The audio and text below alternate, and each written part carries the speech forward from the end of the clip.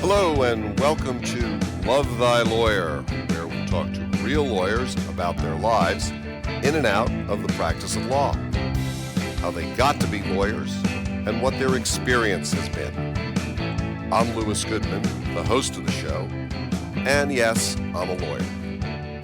Nobody's perfect. She doesn't just talk the talk on civil rights. She has taken on some of the most powerful adversaries one could imagine.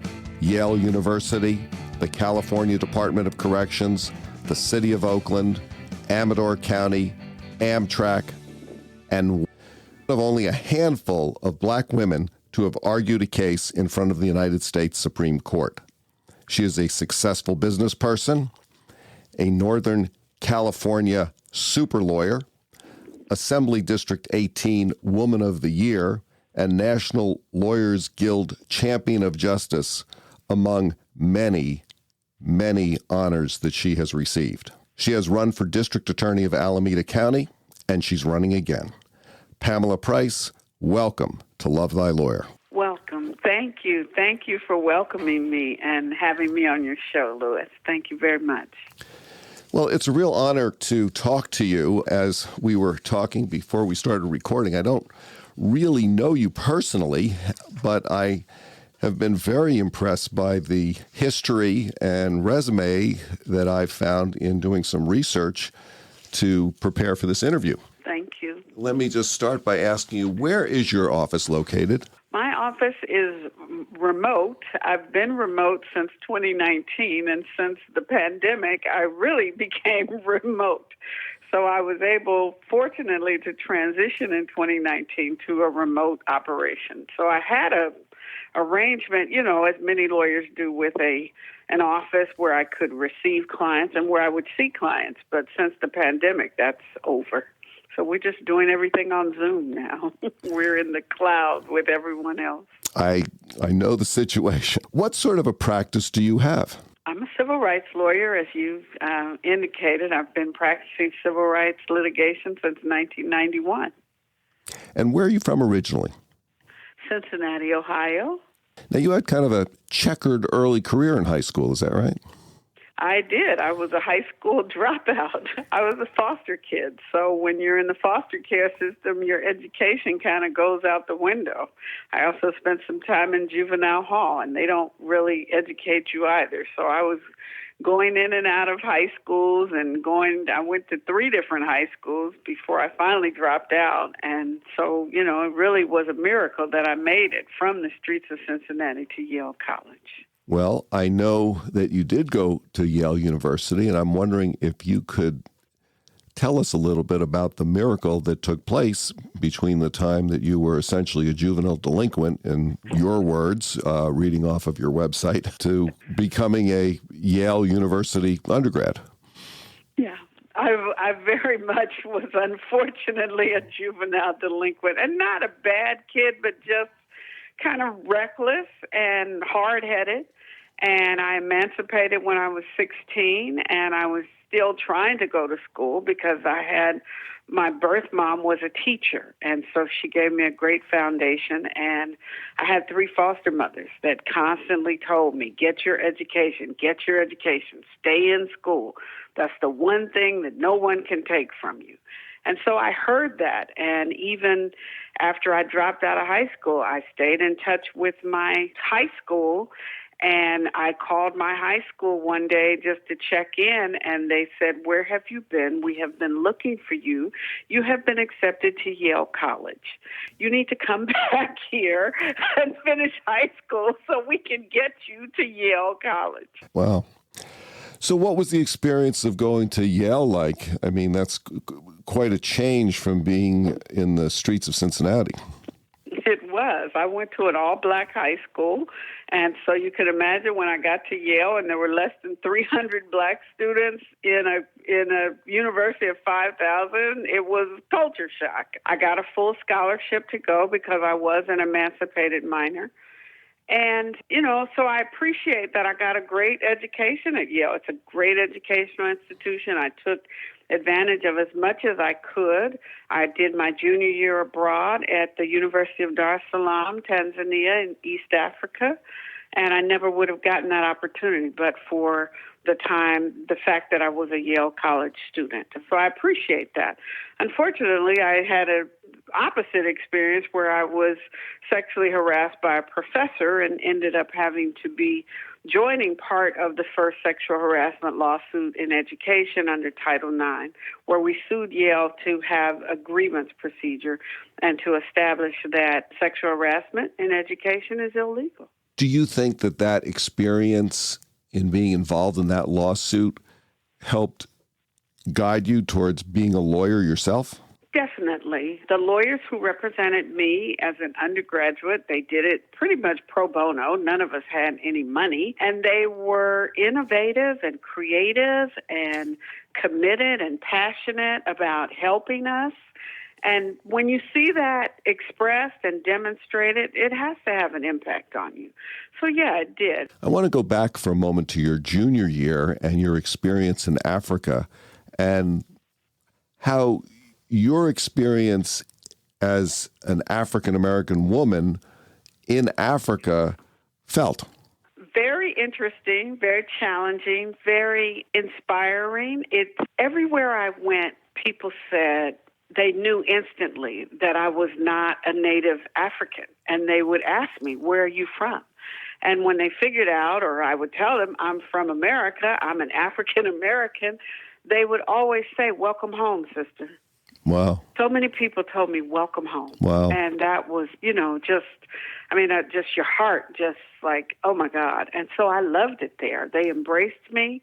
What did your friends and family think and say when you ultimately decided, hey, I want to be a lawyer, I'm going to go to law school, or I want to go to law school? They thought that was they expected that. My aunt said to me that I had said I wanted to be a lawyer when I was 12 years old.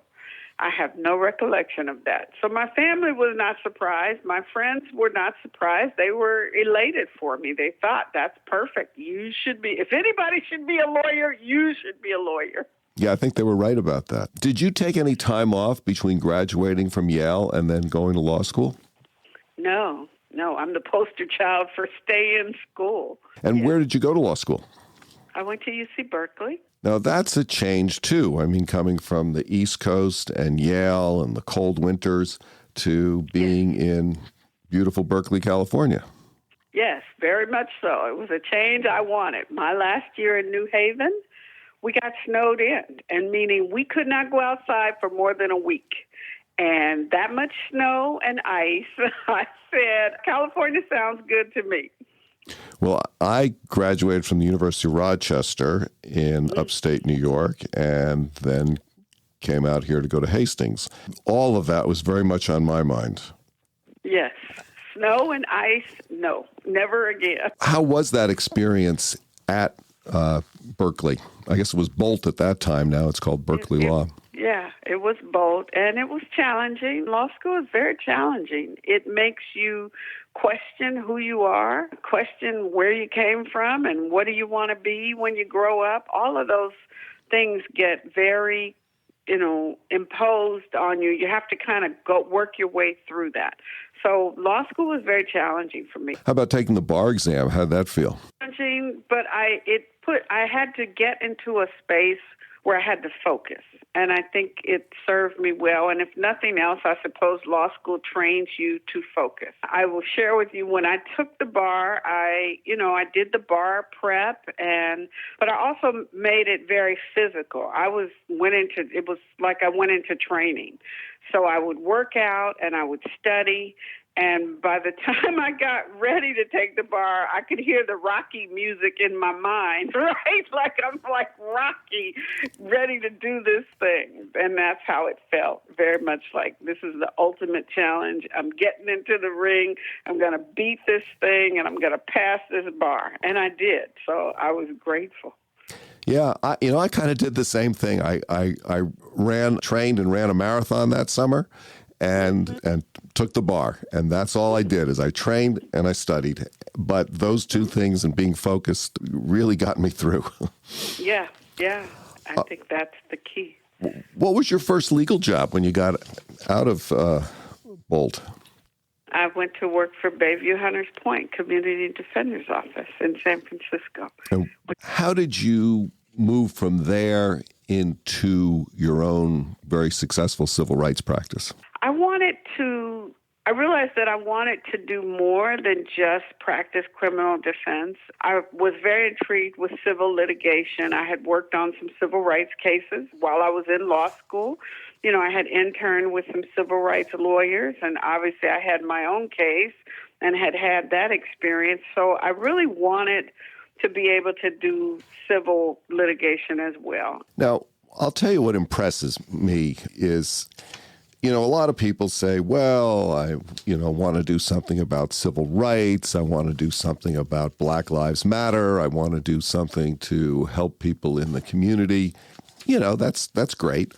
But you have an incredible history of getting really huge settlements on behalf of minority clients against big companies, governments, entities. And I'm wondering if you could just kind of tell us a little bit about that practice and why you think you've been so successful. Because I think you've been super successful.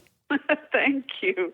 I have only been able to do what I do because I chose to represent people who were courageous enough to go against those institutions. I got to go to the United States Supreme Court because of a Black electrician named Abner Morgan, who was not afraid to stand up for what was right. Before he hired me, Abner had tried to help organize the other workers, laborers, electricians at the Oakland's AMTRAK yard who were being subjected to the worst kind of racial harassment. And so many of my cases have been about everyday people standing up for what was right. And fortunately, because I have been blessed to have had such a wonderful life and to know what it means to have people who are willing to stand up for you when nobody else will. I've had people drive from Crescent City, California, who work at Pelican Bay, and they show up in my office, and they tell me that they are ready to challenge the high and mighty the state of California, and fight injustice within the California Department of Corrections. And because they have that courage, they inspire me. Yeah, you represented a correctional officer. I think you got $1 million settlement for her. Is that correct? I've represented many correctional officers and gotten many $1 million settlements. California Department of Corrections is my favorite defendant. Well, that's good to know. Yeah, we've had a lot of success. What do you really like about practicing law? I like giving money to clients. I love that part of it. I really do. I figured that out. When I actually get the money and I can give it to the clients, that's the best day. Well, yeah, really, seriously, when I tell you I'm impressed by what you do, I'm impressed because you get money for your clients. It's not just a matter of, getting some story in the newspaper or making some speech about, what's right. There's really money behind it. And that really impresses me. No, it's about compensating people for the harm that they've suffered. And if that means I have to try the case, I love trying cases. Would you recommend the law as a career choice to a young person? Most definitely. The law is a great tool. It's the great equalizer. It allows someone like me, who's just an average, everyday person, to step up and represent and help other people. What advice would you give to someone just starting a career in law? Take your time. It's a long career. You have to pace yourself. You have to remember to do self-care. I often tell young lawyers to recognize, as you're trying to have a family and a life, that the law is a jealous mistress. She will suck everything you have and take every moment of every day if you let her. How about the business aspect of practicing law? You've been very, very successful, and I'm wondering if you could share a little bit about, your business acumen, your business knowledge. Right. Yes. As you know, law is a business. And fortunately, I learned that early during the period of time when I was in training as a young lawyer, I watched people running how they ran their business. And I understood early and got it that this is a business. You have to be able to sustain yourself to be able to help someone else. Currently running for district attorney, and you've run for district attorney before. When did you start thinking about that as a career move? In 2017, I was on sabbatical, and we can talk about that. In 2016, I closed my practice. It took me 18 months to close it down. Wow. But in February of 2016, we shut the doors, turned the computers off, and I said, I'm off. And my plan was to stay off through the year of 2016, from February to December. I just needed a break. And so I started doing things, community activists, being involved with Black Women Organized for Political Action. I became their political director in Richmond, Contra Costa, where I have roots over there. And I was assigned to work with the Contra Costa County Racial Justice Coalition. So I was doing that. And one of the main issues there was around police accountability and the district attorney's failure to prosecute anyone or to investigate police violence and the death of one person in particular, Peter Perez. I've met his family and worked with them. And so we were challenging Mark Peterson, at that time the Contra Costa County District Attorney. And so we were looking for a candidate to run for District Attorney in Contra Costa County. And literally searching, it was, like an executive search, right? We're calling lawyers and trying to recruit people and following up, and we were getting nowhere fast. And in that process, we started looking at each other. And so there would be these conversations where people would say, well, why don't you run? And I could always say, no, I live in Alameda County. I will not be running for district attorney in Contra Costa County. No. And one day I had a conversation with one of the young activists, and he said, well, why don't you run? And I said, I don't live in Contra Costa County. I live in Alameda County. And he said, well, you should run over there. So your cover story was no longer working. Right. I was blown. I was like, oh, dear. Okay. And so that compelled me to look at what was happening in Alameda County. And that was early 2017. And when I looked at the failures of the administration of justice here, I was aghast. I had no idea I knew, intellectually that there are racial disparities in the criminal justice system. But when I saw the statistics, I was just, shocked and very, very upset. And I realized that I was a person who had the capacity to run a race of this magnitude, because Alameda County is huge. Yeah, I know. I ran for judge here some years ago, and I found out just how big the county is and how expensive. Yeah, it's so much of a notion. And I had run, at that point, I had actually run 2 campaigns. I had run a very successful campaign in 2016, and I had worked on other people's campaigns. So I understood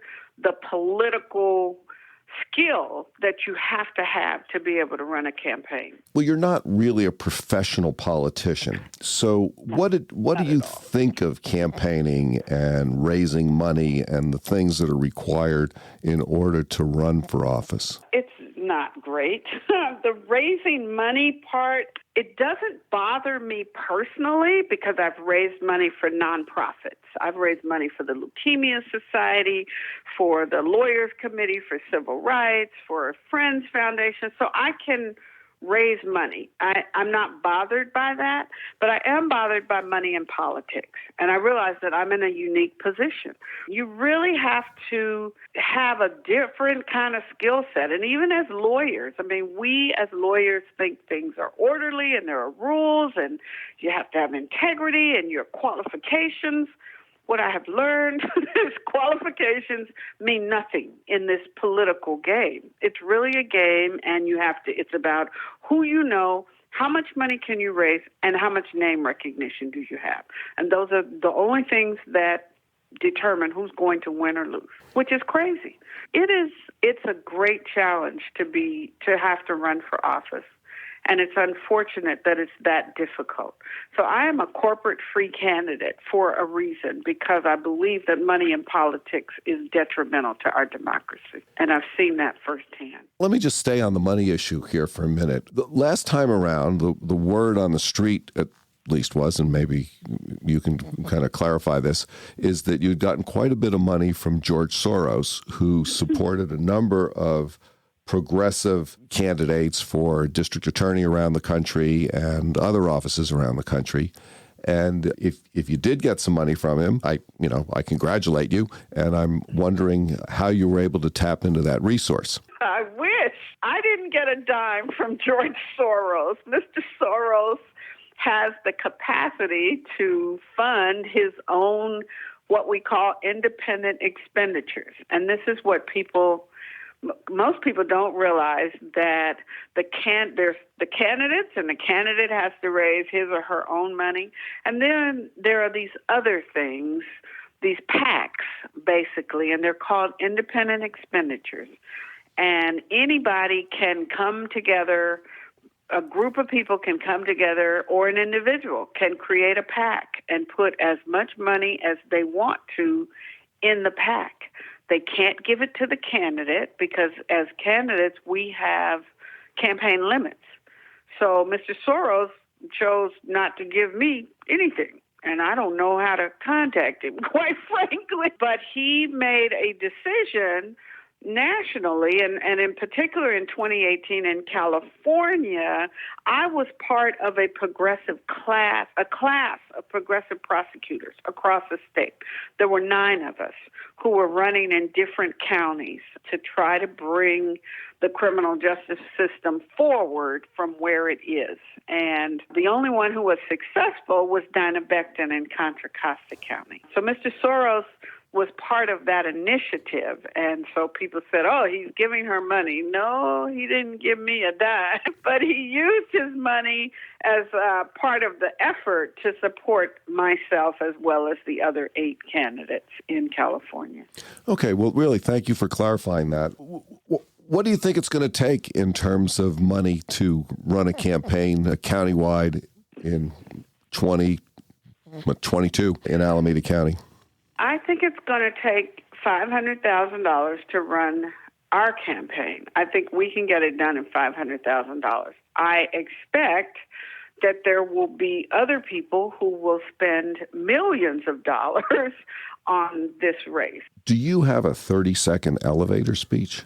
Let's hear it. My name is Pamela Price, and I'm running for Alameda County District Attorney because I'm a drum major for justice. I'm a Northern California super lawyer. I'm a survivor of the Ohio juvenile justice and the foster care system, and I've been blessed to live my making by standing in the gap for everyday people. I'm running for district attorney because for too long, district attorneys have been at the heart of mass incarceration, have driven this bus from the schoolyard to the prison, and we need a change, and we need equity and integrity in the district attorney's office, and most of all, transparency and accountability for peace officers, for public officials. No more double standard. We need justice with compassion and justice done right. Thank you. I have a few more questions about this election, and then I do want to move on to a few other things as well. I think to some extent, and I'm just sort of wondering what your comment on this is I mean, to some extent, I think that your goal, if not your personal goal, at least sort of the overall goal, is going to be resolved in your favor in 2022 one way or another, because the district attorney of Alameda County has announced that she's not going to run again, and there are 2 announced candidates, and there's 1 candidate who probably will announce. All of you are African American. And so I think that on some level, we're going to have an African American district attorney elected in Alameda County one way or another. It's possible. And, I tell people that I believe, as Dr. King said, that it really is not about the color of your skin, but the content of your character.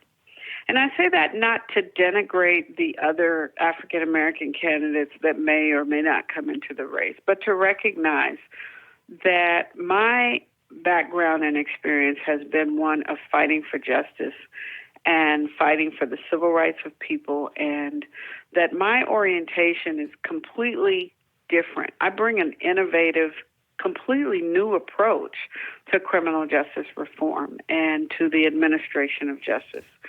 And you can't really expect people who have been part of the old way to really be able to effectively lead you to the new way. I mean, that's just the reality of it. And, I tell young people all the time, don't just look at, identity politics or someone because they're black, you assume that therefore they're going to be for you or they're going to understand and be committed to the principles that you're committed to. There is a difference between Thurgood Marshall and Clarence Thomas. Do you think that the legal system is fair? No, I know it's not. What sort of issues do you think that you would be facing as district attorney if you're elected? Well, the first issue is being the administrator of an office that has been going in one direction, has been led by someone for 30 years, and people have been comfortable in the way in which they practice law. And you and I know that lawyers can be difficult. And fortunately, I have represented a few lawyers in my time. So I expect that my greatest challenges will be with the lawyers that I have to lead, because some of them have, spent their entire careers following one metric and thinking one way, and I'm going to come in and I will have a mandate that says, no, this ship is going in the wrong direction. I want to shift gears here a little bit. I'm wondering how practicing law has affected your personal life, your family life, or how it's fit together with your family life and your personal life. As I mentioned earlier, the law is a jealous mistress. Right. I went for years, I went without a vacation. My family knew that I might arrive, if we went on vacation, I might arrive the day after everyone else. And when I arrived, I was going to need to sleep for the first day because I was going to be exhausted. Because trying to take a vacation meant I had to work literally around the clock for days to be able to leave my office. Law drains you. It's just a very draining profession. And then running a law office on top of that, my worst time was when I was supposed to go on a trip, a cruise with my ex-husband, and he left early without me. I mean, he left when we were supposed to leave. I was in trial. I couldn't get there. Do you have any recreational pursuits, things that you enjoy doing outside of practicing law?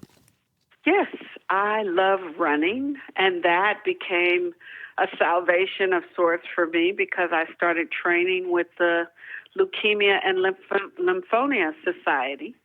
And to do that, you really had to make a commitment to actually train. And that saved me because it would make me leave the office and go walk or run, whichever I was training for, on a consistent basis. And I've traveled quite a bit, going to different races, and that was fun. I love gardening. I have to have something that gives me peace of mind where I found that gardening takes me to a different place where I leave the stress and I don't think about the cases and, what I got to do and the deadlines. All of that goes out of the window when I'm outside, playing with my roses. In travel, I know that you spent some time in Africa when you were in college. Well, what other sort of travel experiences have you enjoyed? Well, the thing about going to Dar es Salaam was you couldn't fly there directly. So I, at 19 years old, found myself landed in Copenhagen, and I learned about Copenhagen on the way to Africa. And when I came back, I had to go through Brussels and London and Paris, and I learned about those places that I love. Paris is my favorite city in the whole world. I'm very disappointed that the pandemic inhibited me from even thinking about going there. But, once you've gone there, then I've been to Italy. I've been to Venice twice. I love Venice. Been to Florence and Rome, and just had the opportunity to go across the pond, and that's always been fun. And then traveling to the islands. I love Saint Lucia and St. John's and the Saints. I love the Saints. And I love Maui. And so I love to travel. And that's the other thing. As a lawyer, if you have, we're blessed to be able to have resources. And so that's a way that really, I think, gives one an opportunity to rest and to disconnect, is to get on a plane and go somewhere far away. Pamela, is there anything else that you wanted to talk about that we haven't covered? Yeah, I think I want to make sure that we really focus, that I would be remiss if I didn't talk about youth justice, and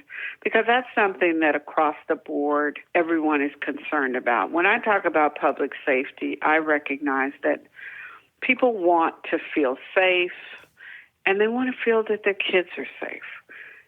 Probably when you grew up, I know when I grew up, I could get on my bike and go ride. And we didn't know about people being abducted. Kids, that wasn't even a thing. Kids did not be abducted, and there certainly wasn't gun violence. And I could go ride my bike to the park, and as long as I was home by dark, my mom was okay with that. And I could ride with kids in the neighborhood. It just was a different time for children and for people generally. And we've lost that now. And a lot of what we're asking law enforcement to do, and the way in which we're addressing the changes have come through the criminal justice system. And so I recognize that it is so important that we don't criminalize our children, that we do whatever we can to make things safe for them. I've represented a number of young people in my practice, and, the cases, one case I had was where kids in Union City were being shot at on the way to school by gangs. And I just thought, this is outrageous. How do you expect children to learn if they can't even get to school safely? Pamela Price, thank you so much for joining me today on Love Thy Lawyer. It's been a real privilege to talk to you. Thank you, Louis. I appreciate the opportunity. Thank you for having me. And thank you for what you do. So many people don't know what lawyers do, and they don't know that we are regular people, human beings, and we're just trying to do the best we can to help other people. So thank you. That's it for today's episode of Love Thy Lawyer. If you enjoyed listening, please share it with a friend and subscribe to the podcast. If you have comments or suggestions, send me an email. I promise I'll respond. Take a look at our website at lovethylawyer.com, where you can find all of our episodes, transcripts, photographs, and information. Thanks as always to my guests who share their wisdom, and to Joel Katz for music, Bryan Matheson for technical support, and Tracy Harvey. I'm Louis Goodman.